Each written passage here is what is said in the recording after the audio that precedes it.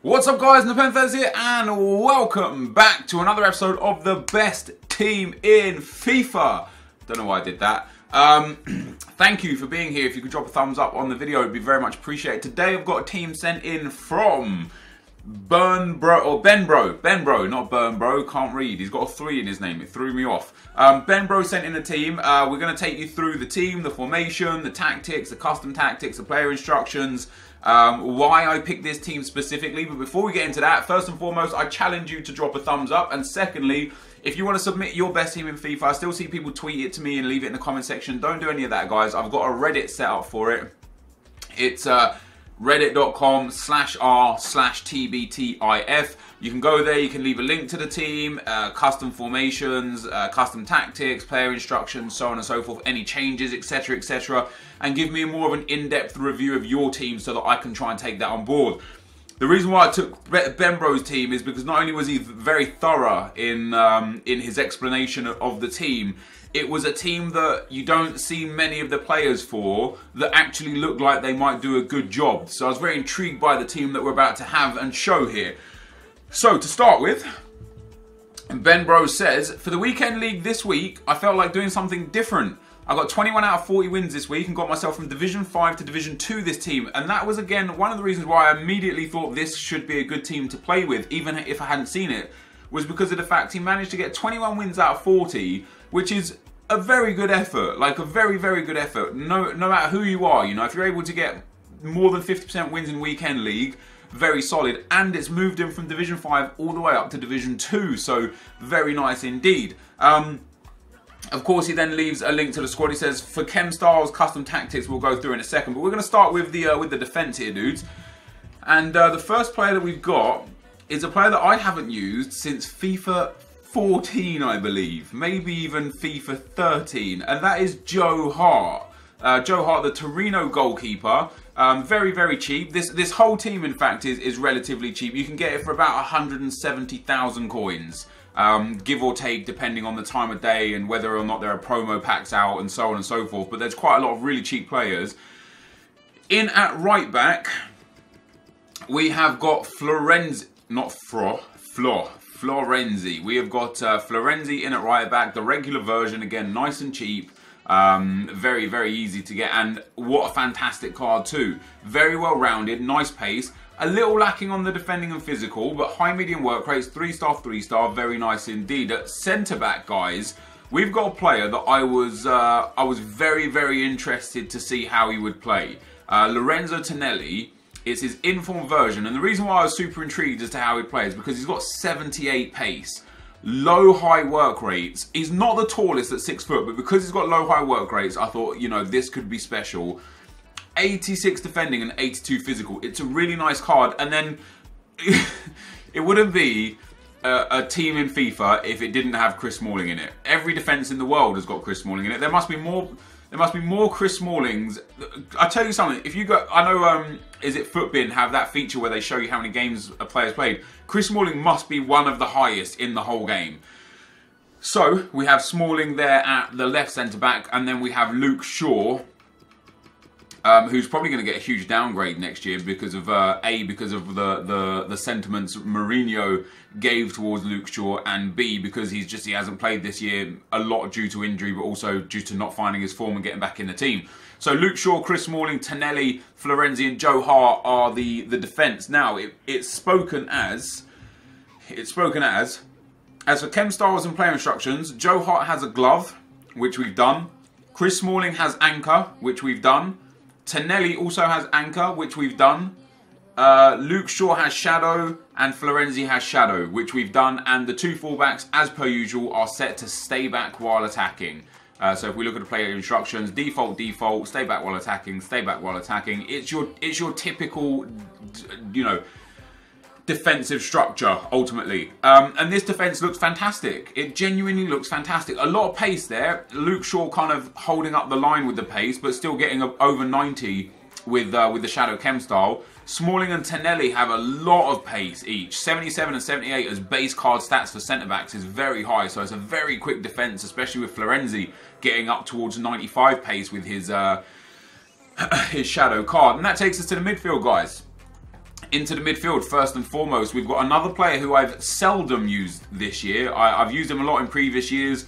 For some reason, he just is not a meta player this year. It might be due to the fact his defending stat is quite low. If his defending was 72, 73, 74, I think people would take him a lot more seriously, especially when you think Yaya Toure, for me personally, has always been more of a defensive midfielder than anything else. And with the fact that he's got medium-low work rates, even more so. Interestingly, I've tried the player in the month, Zlatan Ibrahimovic at centre midfield, and I hated him because he had medium-low work rates. So it's going to be interesting to see how Toure works out for us. Then in at the cam spot, guys, we have got Salomon Kalou in form. I think he cost me about 20,000, maybe 25,000 coins, 24,500 with a hunter card on him already. And then the final midfielder, dudes, is going to be Miralem Pjanic. Boom. Pjanic comes in 85 rated. So that is a midfield. It's an interesting midfield. 3 midfielders you don't see often, or you never see. You don't see Pjanic and Toure often, and you literally never see Kalou in midfield. I picked this team again because I like the odds. You don't really have a defensive-minded midfielder, although Toure is you know, close enough to it. It's a very creative offensive midfield, and I like that because for me personally, my playstyle suits that. I'm very bad defensively, I struggle defensively, I panic in defense, so I try and outscore my opponents. That's kind of my playstyle, my way forward. So taking this team with this midfield, I was intrigued, and we go back to the stats, the information, what we need to do. It says Toure anchor default, Pjanic Hawk stay on the edge of box for crosses, his long shots are insane. Kalou, Hunter, stay forward, get into box for crosses, and free roam. And of course, we did exactly that. So Toure, everything default. Kalou, stay forward, get into the box for crosses, and free roam. And Pjanic, balanced attack, stay on the edge of the box for crosses, stick to position, normal interceptions. Very nice indeed. So the midfield is there, very clean. We've got obviously 4-star in Pjanic. We've got 4-star, 3-star in Yaya Toure. Nice and tall for Toure as well, coming in at 6'2". And Pjanic in at 5'11". Not exactly short. Medium, medium, medium, low. And then for Kalou, medium, low as well. 6 foot tall as well. 4-star skills as well. It's quite a lethargic midfield. Medium, medium, medium. All for attacking work rates. So quite intriguing there. Very intriguing, in fact. And then at left wing, guys, we've got, I think, the most expensive player in the team, or at least the first or second most expensive player in the team, and that is the orange Leroy Sané, who I managed to pick up, I think, for about 50,000. Because he scored the goal against Arsenal, I think his price plummeted. So 51,000 coins there, 6 foot tall, high medium work rates. Unfortunately for him, 3-star, 3-star is a little bit of a letdown, and the fact that his pace and dribbling are good, but his shooting, passing and physical, not ideal, not the best, you know. In at the right wing, we have got Cuadrado, the upgraded version of Cuadrado as well. It is the 83 version of him that we throw into this team, goes there. And then the man that the team is built around, the star of the show, is the brand new Foot Birthday S-Wine, the throwback S-Wine. So this is the attack that we've got here, guys. Cuadrado, of course, has those 5-star skills. Only a 3-star weak foot, but very cheap. S-Wine cost me, actually, didn't cost me anything. I don't know how much he goes for. I packed him, but I assume like 50, 60k. Like 40k. 35 to 40k for S-Wine, guys. And then Leroy Sané as well is indeed the most expensive player in the whole team at about 50,000 coins. So, for this, we have Sané with a finisher, chem style and getting behind. Cuadrado with a finisher and getting behind. S-Vine with a finisher, stay central, getting behind and press back line. And of course I did exactly that for these players.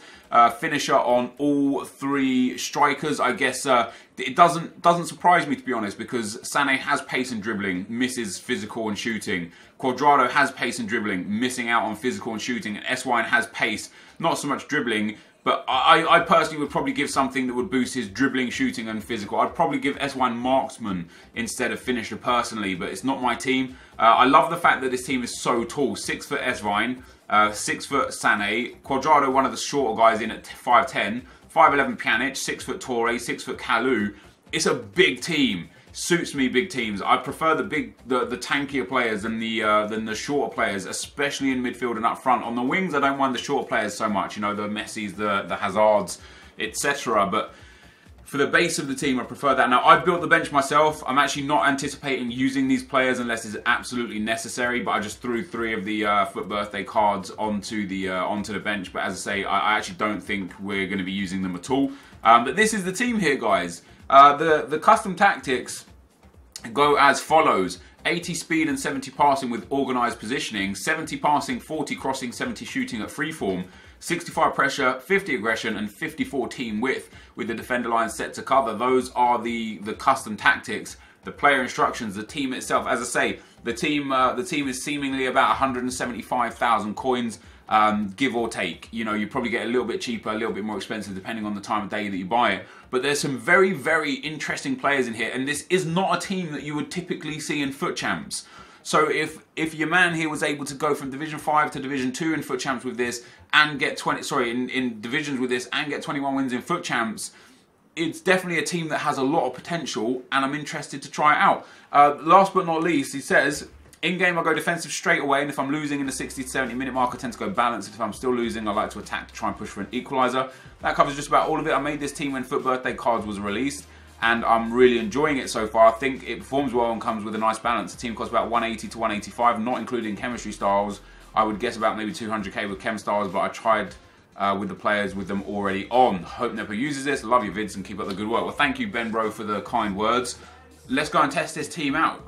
Okay, guys, into the gameplay. We are in the highest division that I can be in, which is Division 1 right now. The first opponent's got a 4-1-2-1-2 narrow team, a 183 team. Very nice team. SBC, Deli Ali and Giovinco. The brand new Foot Birthday, Candrava and El Shaarawy. Parolo, Abate. Probably looking to move into that SBC Abate.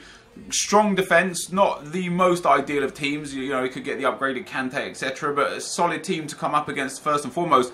Now, what was interesting to me about this team was that I liked this formation in Division 1 several times. One of the previous episodes of the best team in FIFA that we did was with this exact same formation. It's the 4-3-3-3 where you've got 2 centre mids, 1 cam, 2 wingers and 1 striker. And I loved it when I used it.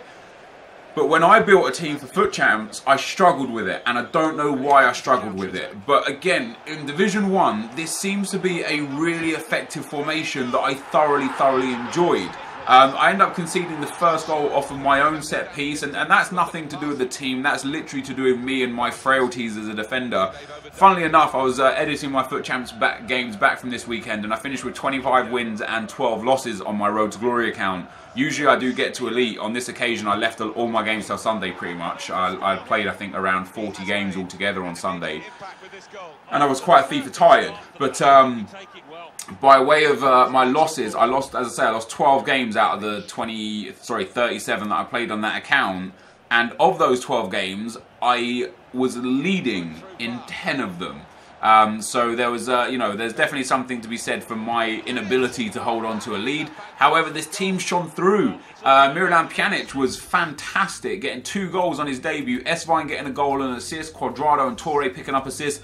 And although this midfield is set medium-low, medium-medium for work rates, or no, sorry, medium-low, medium-low, and medium-medium, it didn't even bother me. Like, the team was just so good. Like, because what you've got is you've got a defence that's good. You've got a defence that's high, medium on the fullbacks as we come into Team 2, again with another Foot Birthday and SBC card and another really nice team.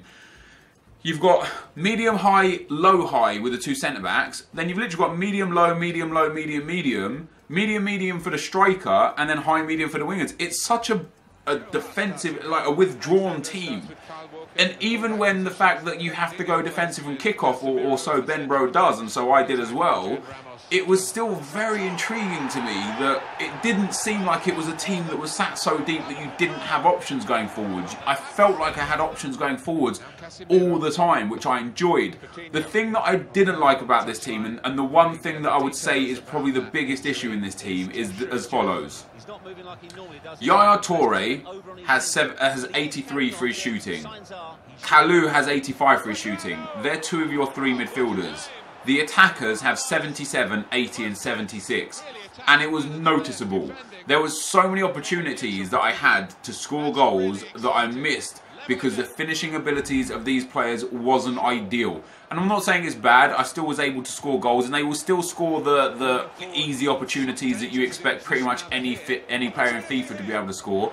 But when I would compare, for example, Leroy Sané to Player of the Month Eden Hazard, or even Player of the Month Heung-min Son, who has like what 88 shooting, it was worlds apart. You know, I personally would try and find a different player to fit into this team to get Esvine the Chem at that left wing spot. I might even go for someone like Andre Schürrle or something like that, and try and change up maybe that left-hand side. But overall, the weakest point of the whole team was the fact that the team wasn't very good at finishing. And what you'll notice as well is I left in quite long clips in this gameplay. I scored quite a lot of goals after Tonelli made incredible tackles to then set up counter-attacks. I was blown away by Tonelli. I thought he was fantastic. For a guy who's 83 rated, for a guy who you just never ever see in Ultimate Team, you never see him, he was fantastic. 78 pace and 86 defending. Once you throw an anchor, as we've got on him now, or a shadow card on him, he becomes one of the best centre-backs you could possibly use. And he has low, high work rates, which is ideal. The only downside to Tonelli, and I literally mean the only downside, is the fact that he is only 6 foot tall. I would personally prefer 6'2" or higher on my defenders. It's not the end of the world running at 6 foot. Right now I'm running in-form Ignacio Martinez, and he's 5'11". So, you know, it's not like the end of the world. But that would be the problem. Players that I was impressed with that I didn't expect to be impressed with were Callum. I thought his finishing was great. His positioning was very good. He was clean on the ball. His passing was nice. He scored a couple of banging goals for us as well, which you'll see. I was really impressed with Pjanic. I don't really use Calciopé too much this year. I did in previous years, but not this year. And again, like Tonelli, Pjanic was fantastic. Cuadrado was very good, very clean.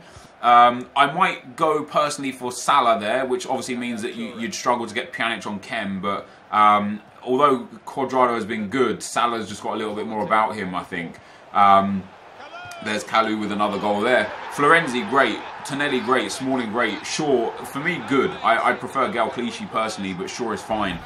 Torre was good. Kalu was great. Esvine was strong. In fact, really strong. You see one of the goals there that I scored with him, he held off. I think it was Chris Smalling that he held off. Did a really good job for me. Cuadrado was great. There were two players in this team, both completely different extremities. Number one was Sané. Not good enough. Did nothing for me in 4 games. Literally nothing. No goals, no assists in 4 games. He was absolutely useless. His lack of skill moves, his lack of weak foot, his lack of anything other than pace and dribbling was really exposed to the point where I would say you have to get rid of him. Put anyone else that you can into the team because he's not good enough. And then on the other extreme of things, Joe Hart was unreal, and I don't know why. I don't use Joe Hart in this game. I haven't used Joe Hart, as I said earlier on in the video, since way back in FIFA 13 or FIFA 14. So I look at his card now, and he's got really well-rounded stats. 84 diving, 87 reflexes, 81 handling, and 82 positioning. With the glove chem style, boost that diving, handling, and positioning. I don't know what the stats boost to because EA didn't give us that information, but I would assume everything goes to the high 80s. So he's like an elite goalkeeper for the bottom tier price, and he fits really well into hybrids that have Syria and Chris Smalling, which is almost everybody's team these days. So I was really impressed with Hart, Tonelli, Pjanic, Kalu. Really impressed with those guys. I was happy with Esvine, Cuadrado, Torre, Florenzi, Smalling and Shaw. And I think the downfall to this team, the reason why you might have got 21 instead of potentially 24 or 25, is because that left wing is going to let you down time and time again. But anyway, guys, this is going to be the end of the video. If you did enjoy this, be sure to leave a like, rate and comment and subscribe to my channel if you haven't already. And of course, if you guys want to submit your team for the best team in FIFA, reddit.com/r/TVTIF. You can drop your team there, your information, so on and so forth. But thank you guys for watching. Hopefully you enjoyed it, and I'll see you next time. I'm out. Peace.